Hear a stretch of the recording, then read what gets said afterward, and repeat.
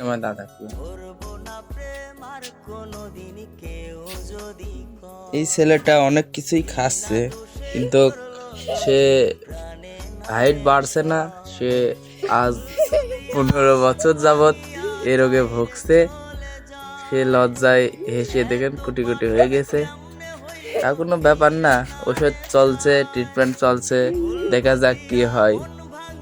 আশা করা যাচ্ছে half inch হলেও বাড়বে সপ্তাহখানেকের ভিতরে।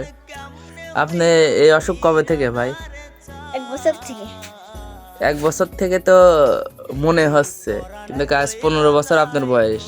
আপনি তো বড় হচ্ছেন না। আপনার অনুভূতি কি? এই তো তাকিয়ে কথা বলুন।